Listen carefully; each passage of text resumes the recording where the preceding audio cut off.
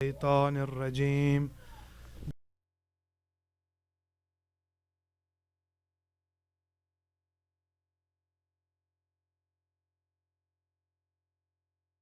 والآيات لأهل التقوى واليقين الصلاة والسلام على سيد الأنبياء والمرسلين سيدنا ومولانا أبي القاسم محمد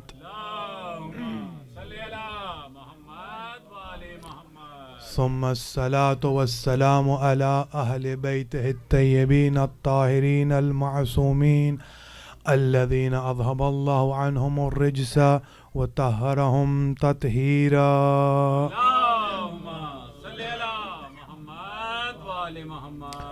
أما بعد فقد قال الله سبحانه وتعالى في كلامه المجيد وفرقانه الحميد وهو أصدق الصادقين. بسم الله الرحمن الرحيم. ووصينا الإنسان بوالديه إحسانا. صلوات.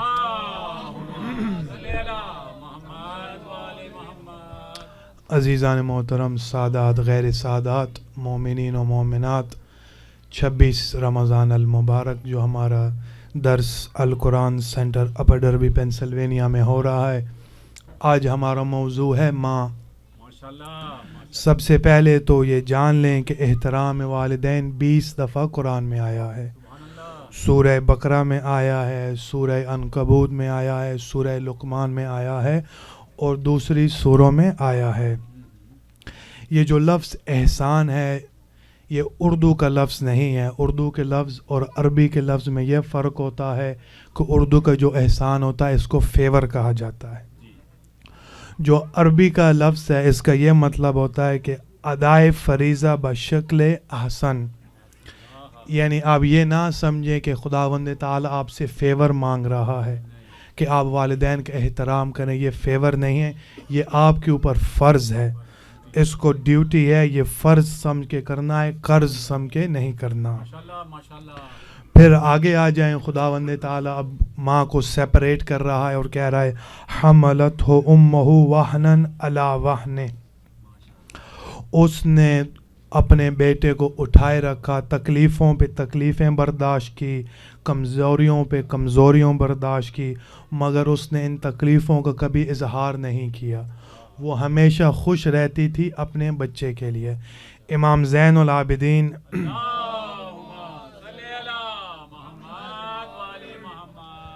رسالۃ الحقوق میں کہتے ہیں کہ جب ماں تکلیفیں اٹھا رہی تھی تو ان تکلیفوں کے باوجود وہ خوش رہتی تھی. تکلیفوں کو اپنے لیے بشارت سمجھتی تھی، تکلیفوں کو اپنے لیے فرحت سمجھتی تھی، تکلیفوں کو اپنے لیے امید سمجھتی تھی. اس بوجھ کو اٹھا کے بھی اس نے کبھی اظہار نہیں کیا کہ مجھے تکلیف ہو رہی. یعنی سلام ہو ان ماؤں پہ، عظمت پہ سلام ہو جو بوجھ کو اٹھا کے بھی اس کو بوجھ نہیں سمجھتی. اس لیے تو قرآن میں حکم ہے کہ ماں کا خاص خیال رکھا جائے. شریعت میں بھی حکم ہے.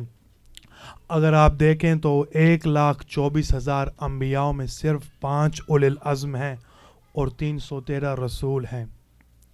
حضرت آدم جو ابو البشر ہیں وہ اولی العزم نہیں ہیں، حالانکہ حضرت عیسیٰ جو ہیں جن کے والد نہیں ہیں وہ اولی العزم ہیں. یعنی بات یہاں سے سمجھ آ گئی کہ اللہ کی نظر میں نبی ہونے کے لیے تو شرط نہیں ہے کہ ماں کے شکم میں رہیں، مگر اولو العزم رہنے کی شرط ہے کہ ماں کے شکم میں بھی رہا ہو، پھر باہر آیا ہو، پھر ہم اولو العزم بنائیں گے. تو ایک صلوات بھیج دیں. پھر قرآن بھی ذکر کرتا ہے، قرآن بھی احکام دے رہا ہے، قرآن بھی بینیفٹس بتا رہا ہے ماں کے اور والدین کے. خداوند تعالیٰ کہہ رہے ان اشکر لی ولوالدی الیک المصیر، الیہ المصیر. خدا تو لا شریک ہے، اس کا کوئی شریک نہیں ہے، مگر عجیب بات ہے کہ خدا نے خود کہا ہے کہ میرا بھی شکریہ ادا کرو، اپنے والدین کا بھی شکریہ ادا کرو. یعنی بات کرتا ہے اپنی عبادت کی مگر کنڈیشن لگائی ہے والدین کی. یعنی پتہ چلا اس وقت عبادت قبول ہوگی جب والدین آپ پہ راضی ہوں گے.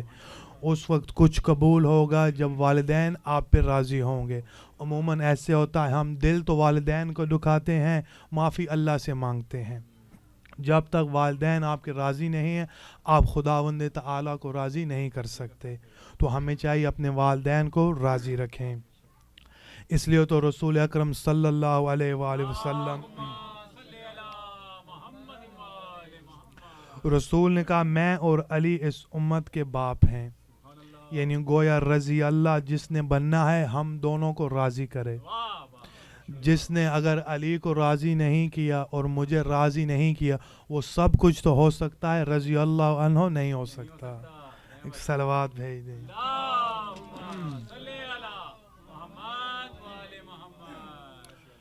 حضرت موسیٰ ہمیشہ طور پہ جاتے تھے. جیسے ہی جاتے تھے لوگوں کی دعائیں حاجات لے کے جاتے تھے. تو جیسے ہی جاتے تھے تو اللہ سے کہتے بھی نہیں تھے, وہ دعائیں قبول ہو جاتی. ایک دن حضرت موسیٰ گئے, خدا کو بلا رہے ہیں, خدا جواب نہیں دے رہا. پھر بلا رہے ہیں, خدا جواب نہیں دے رہا. پھر حضرت موسیٰ نے کہا اے اللہ میں پہلے آتا تھا, میں تجھے بتاتا بھی نہیں تھا اب لوگوں کی حاجتیں, لوگوں کی دعائیں, اور تو قبول کر دیتا. پھر آواز آئی کہ اے موسیٰ آج کے بعد کے سنبھل کے مانگنا, آج وہ ماں مر گئی ہے جس کی وجہ سے ہم جلدی دعائیں قبول کر لیتے تھے, آج سے سنبھل کے ماننا. یعنی پتہ چلا موسیٰ جیسے نبی کو بھی ماں کی سفارش کی ضرورت ہے. ایک صلوات بھیج دیں.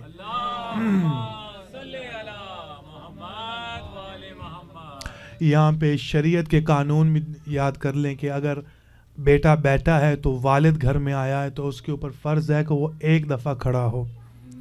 اگر ماں آ گئی ہے تو 2 دفعہ, ایک دفعہ کھڑا ہوگا بیٹھے گا, پھر کھڑا ہوگا پھر بیٹھے گا, یعنی 2 دفعہ. اگر آپ مستحب نمازیں پڑھ رہے ہیں تو آپ کے والد نے آپ کو بلایا ہے تو شریعت یہ حکم دیتی ہے کہ آپ نماز کو شورٹن کریں اور اپنے والد کو لبیک کہیں. مگر آپ کو ماں بلا دیں تو جہاں پہ ہیں آپ وہیں پہ نماز کو ترک کر کے ماں کے پاس جائیں. یعنی اللہ تعالیٰ یہ کہہ رہا ہے کہ ہماری شریعت کچھ قدم کچھ لمحے پیچھے ہو جائے گی, آپ کی ماں کا دل نہ ٹوٹے. تو ایک صلوات بھیج دیں.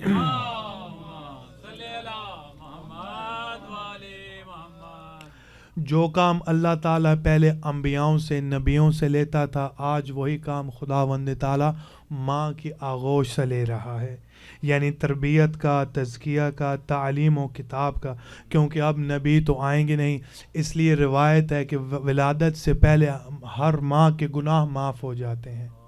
والد کا نہیں کہا, صرف والدہ کا کہا ہے, کیونکہ خداوند تعالیٰ چاہ رہا ہے کہ ہم جہاں پہ تربیت کروائیں گے ہم اس جگہ کو معصوم چاہتے ہیں, ہم اس جگہ کو پاک بنانا چاہتے ہیں کہ اگر اگلے دن یا یہ بچہ خراب ہو جائے تو ہم پر الزام نہ لگے, ہم کہیں ہم نے تو اس جگہ کو پاک کر دیا تھا, اس جگہ کو معصوم کر دیا تھا کہ ماحول صاف رہے. امام جعفر صادق کہتے ہیں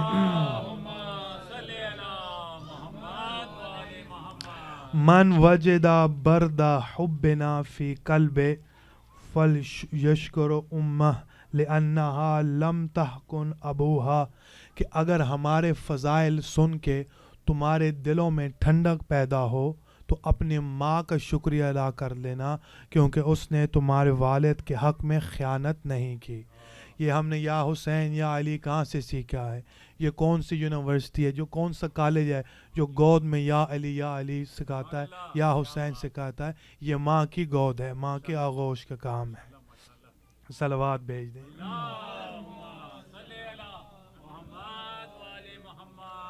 ماں وہ نعمت ہے جس کے لیے شریعت بھی پیچھے ہٹ جاتی ہے. ماں وہ نعمت ہے, ماں کی دعا جنت کی ہوا. یہاں پہ ایک واقعہ سن لیں اور آپ کی زحمتوں کو تمام کرتا ہوں. ایک آیت اللہ تھے نجف میں, وہ زیارت پہ گئے کربلا میں, تقریباً 85 ایئرز اولڈ کے ہوں گے. تو وہ دیکھتے ہیں کہ ایک بندہ ہے جس کے پاؤں بھی مٹی سے بھرے ہوئے ہیں, اس کے ہاتھ بھی مٹی سے بھرے ہوئے ہیں, یعنی ایک فارمر ہے.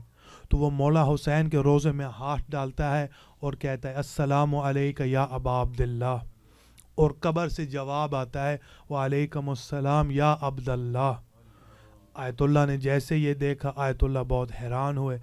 آیت اللہ کہتے ہیں کہ میں 60 سال سے آ رہا ہوں, میں چل کے بھی آتا ہوں, یعنی ہر ہفتے آتا ہوں, یہ کون ولی اللہ ہے جس کو مولا حسین جواب دے رہے ہیں. تو آغا اس کے پیچھے گئے, جب خلفت میں دیکھا کہ اس سے پوچھا کہ اے بندہ خدا تم کون ہو, کون ولی اللہ ہو, تمہاری کون سی انویسٹمنٹ ہے جس میں مولا حسین تم کو جواب دے رہے ہیں.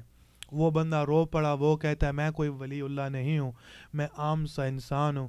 اصل سے بات یہ ہے میری ماں بوڑھی ہو گئی تھی اور میری ماں نے خواہش کی تھی کہ مجھے تم مولا حسین کی زیارت پہ لے جانا. میں نے کہا تھا اماں میرے پاس پیسے نہیں ہیں, تو میری ماں نے کہا تھا تم مجھے اٹھا کر کندھے پہ کربلا لے جانا, میں ایسی سفارش کریں گی میں چلی بھی جاؤں گی تو میں یاد آئے گی. تو آیت اللہ صاحب میری ماں تو مر گئی ہے, سال ہو گئے ہیں, ڈیکیڈز ہو گئے ہیں, میری ماں تو چلی گئی ہے, میں جب بھی مولا حسین کو سلام کرتا ہوں مولا حسین مجھے جواب دیتے ہیں. یہیں پہ ہمارا درس ختم ہو رہا ہے. بمحمد بعلی بفاطمة بالحسن بالحسین.